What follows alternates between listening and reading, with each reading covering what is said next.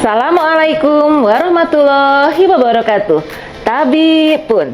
Halo siswa Edu, kembali lagi bersama saya Ana Triana Maya di channel TV streaming likeedu.online, channelnya edukasi pembelajaran Lampung. Materi yang akan disampaikan pada kesempatan kali ini adalah mengenal sel dan organel penyusunnya, mata pelajaran biologi dari fase F untuk kelas 11 dengan capaian pembelajaran yang dapat dilihat pada layar.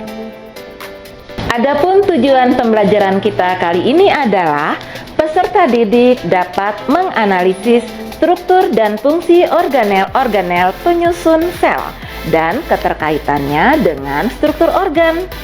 Sel adalah satuan unit struktural dan fungsional terkecil makhluk hidup yang merupakan dasar penyusun bagian-bagian tubuh. Sel merupakan komponen yang paling sederhana dalam sistem organisasi kehidupan. Berikut ini adalah perbedaan antara sel prokariotik dengan eukariotik. Nah, untuk lebih jelasnya, ayo kita lihat pada gambar berikut ini.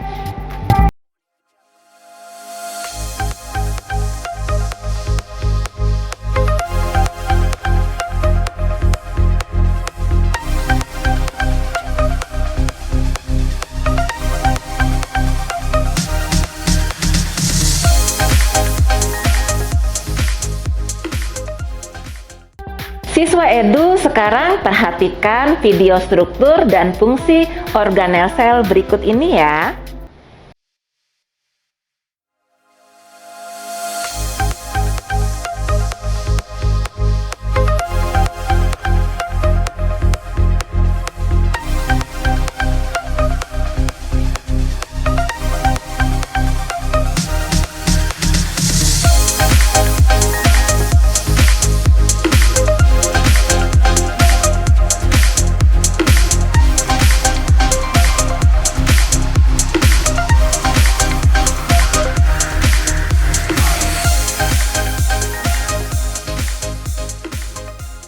Membran sel.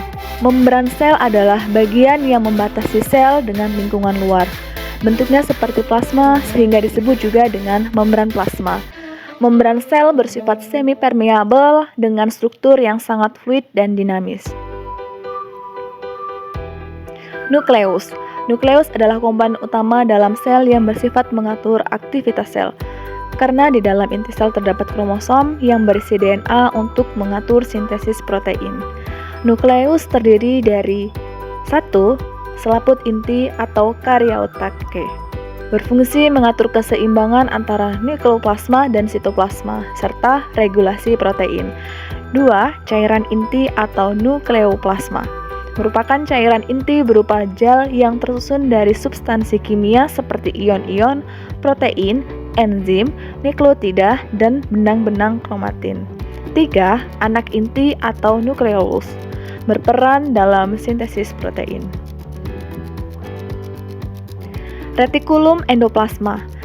Retikulum endoplasma adalah sebuah sistem membran yang berlipat-lipat yang bersatu dengan membran sel dan membran inti. Adapun fungsi dari retikulum endoplasma adalah 1. Menghasilkan atau melakukan sintesis protein yang dibutuhkan sel. 2. Menyalurkan bahan genetik antara inti sel atau nukleus dengan sitoplasma. 3. Sebagai alat transportasi zat-zat di dalam sel itu sendiri. Retikulum endoplasma atau RE dibedakan menjadi 2 tipe, yaitu 1. Retikulum endoplasma kasar yang ditempeli ribosom, berfungsi sebagai alat transportasi protein yang disintesis oleh ribosom. Misalnya retikulum endoplasma yang terdapat pada sel pankreas. 2.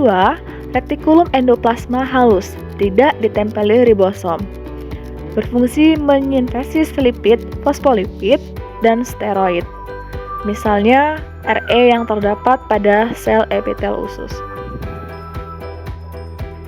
Badan Golgi atau diktiosom.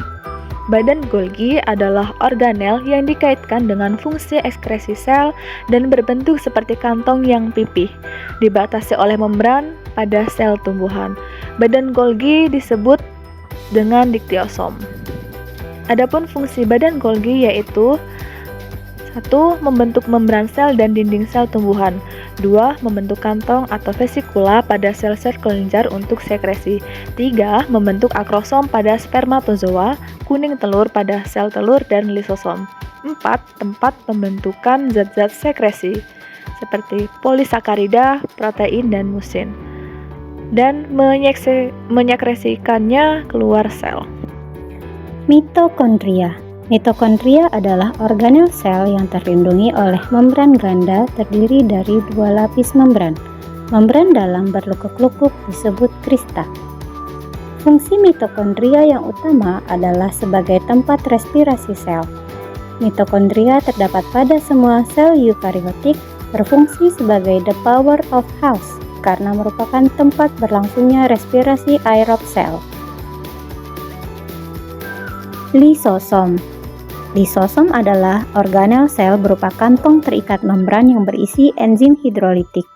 Adapun fungsi lisosom yaitu melakukan pencernaan intraseluler. Ada 3 macam pencernaan intraseluler yaitu autolisis, adalah penghancuran diri sel dengan cara membebaskan semua isi lisosom di dalam sel. Autofagi adalah penyingkiran struktur-struktur yang tidak dikehendaki di dalam sel. Dan eksositosis adalah pembebasan enzim keluar sel. Plastida. Plastida adalah organel sel yang mampu membelah, tumbuh, dan berdiferensiasi sehingga menjadi berbagai macam bentuk yang relatif besar dan berisi cairan yang kaya akan protein. Fungsi plastida adalah sebagai penyimpanan makanan berupa leukoplast dan kromoplast, serta berperan dalam perubahan warna daun, seperti warna hijau yang memberi efek fotosintesis dalam tanaman tersebut. Plastida hanya dimiliki oleh sel tumbuhan. Plastida terdiri dari butiran yang mengandung pigmen atau zat warna. Plastida ada 3 macam, yaitu kloroplas, kromoplas, dan leukoplast. Vakuola. Vakuola adalah organel sitoplasmik yang berupa seperti zat cair. Vakuola ini sendiri dibungkus oleh selaput yang sangat tipis ataupun tonoplas. Vakuola pada sel tumbuhan dikelilingi oleh membran tunggal yang disebut juga dengan tonoplas. Fungsi vakuola adalah menyimpan alkaloid dan pigmen antosianin, tempat penimbun zat sisa metabolisme, ataupun tempat penyimpanan zat makanan. Ribosom. Ribosom adalah salah satu organel yang berukuran kecil dan padat yang berfungsi sebagai tempat sintesis protein. Kumpulan ribosom yang menyintesis satu jenis protein disebut polisom. Ribosom terdapat di dalam sitoplasma secara bebas dan ada yang terikat pada retikulum endoplasma atau yang disebut dengan RE kasar. Cytoskeleton. Cytoskeleton berfungsi sebagai kerangka sel, membantu gerakan substansi dari satu bagian sel ke bagian yang lain dan memberikan kekuatan mekanik pada sel. Cytoskeleton terdiri dari 3 jenis rabut, yaitu mikrotubulus berfungsi mempertahankan bentuk sel, membentuk flagella, cilia, dan centriole. Mikrofilamen berperan dalam memisahkan sel anak, dan filamen intermediat berfungsi mempertahankan bentuk sel, tempat bertautnya nukleus, dan organel-organel lainnya. Centriole. Centriole adalah organel sel terdiri dari 2 perangkat mikrotubula.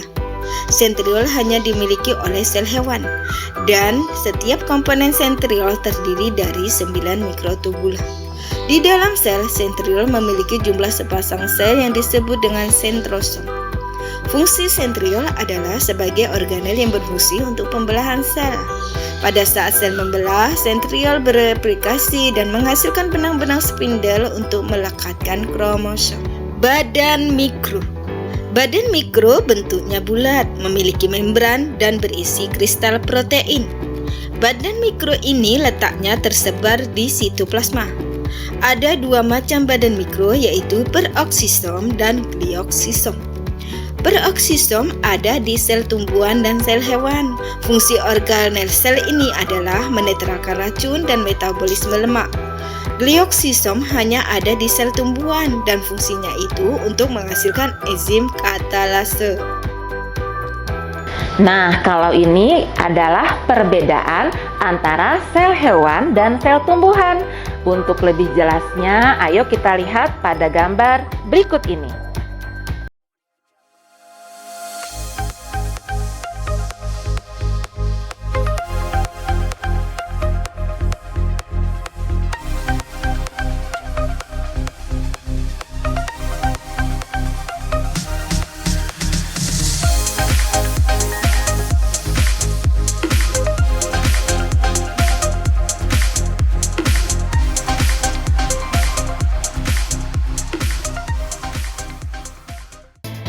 Demikianlah pertemuan kita kali ini, semoga bermanfaat dan sampai berjumpa kembali di paparan video pembelajaran selanjutnya.